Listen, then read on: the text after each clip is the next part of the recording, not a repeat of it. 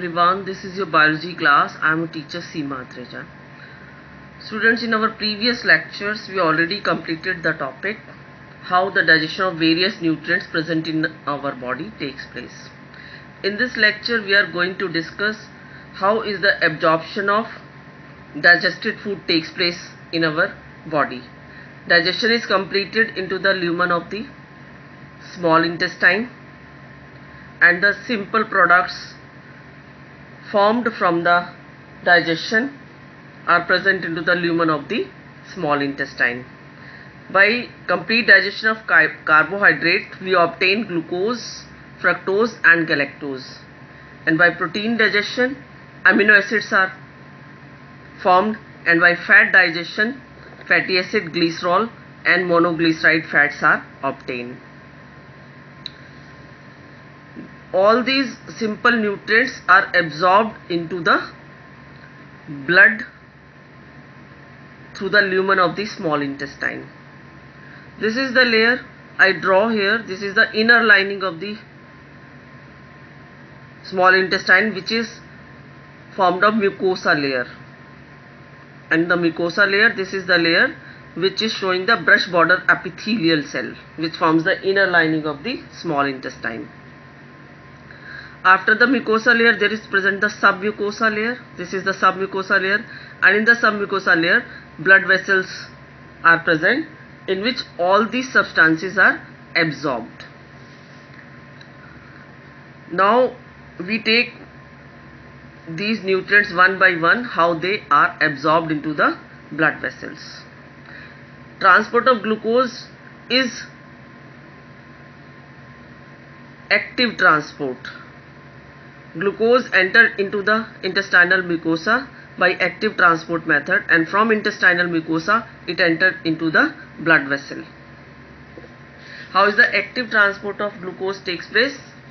It takes place by co-transport or symport method.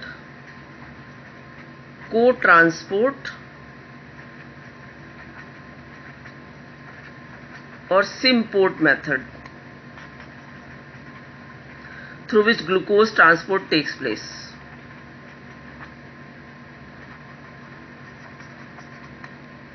And glucose enters into the blood vessel present in the submucosa layer.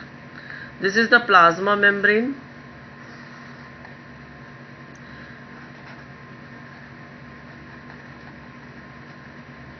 Inside the plasma membrane there is a protein which is a sodium potassium pump.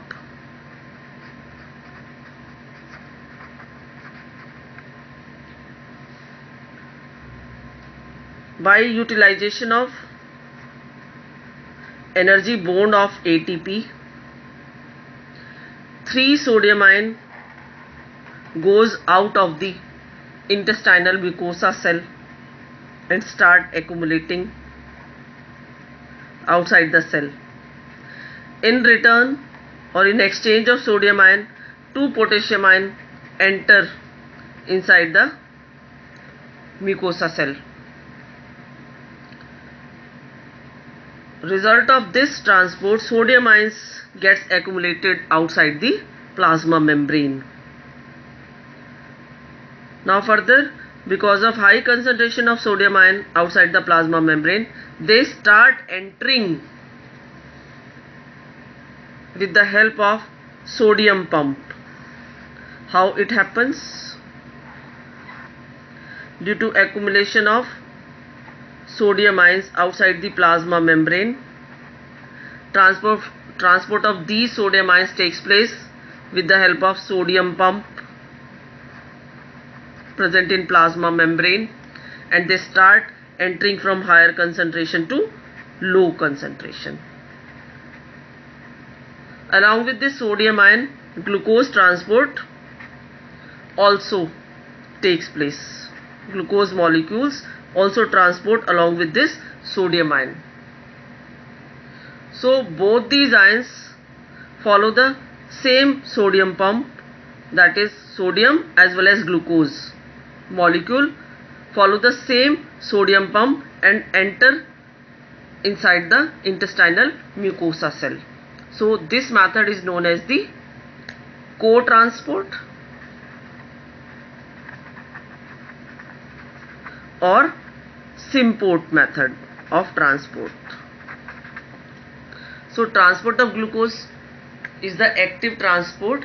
Why we called it as active transport? Because energy is utilized in their transport. By utilization of ATP, sodium ions gets accumulated outside the plasma membrane and their ionic concentration increases outside the plasma membrane. So in return, what happens? These sodium ions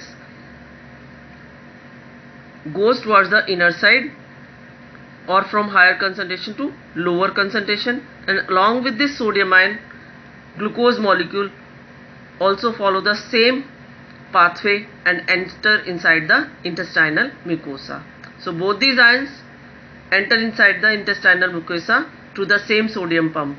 That is why this method is known as the co-transport or symport transport, because energy is utilized. So it is a active method of transport through which glucose molecule enter inside the intestinal mucosa, and from the intestinal mucosa they enter into the blood vessel. Transport of fructose takes place by facilitated diffusion. Facilitated diffusion. How it takes place? In facilitated diffusion,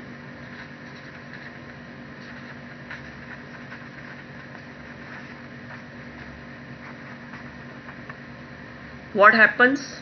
It takes place with the help of a carrier protein present into the plasma membrane. Plasma membrane is made up of lipid bilayer. These are the lipid bilayer present in the plasma membrane. Along with this, extrinsic proteins are present. These are the extrinsic protein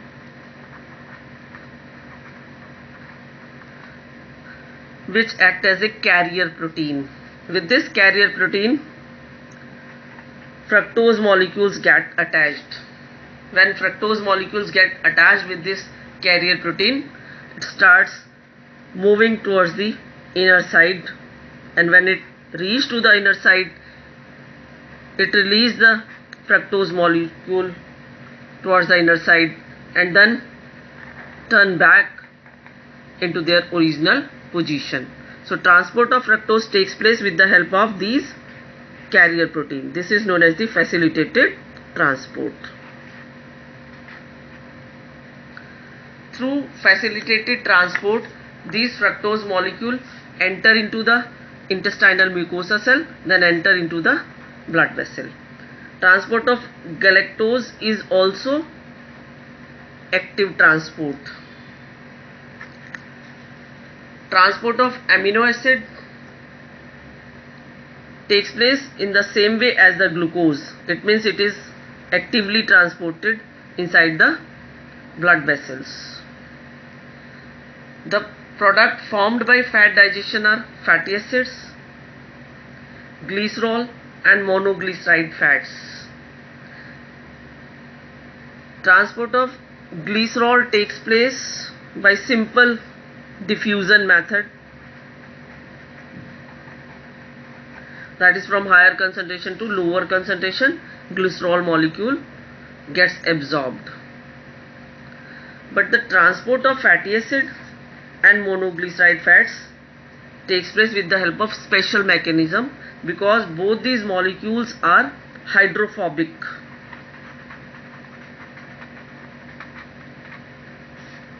And lots of questions are asked on this, how is the absorption of fat and monoglyceride fat takes place. We will discuss this in our next lecture. This is all about in this video. Thank you so much. I think the concept is very much clear to you all.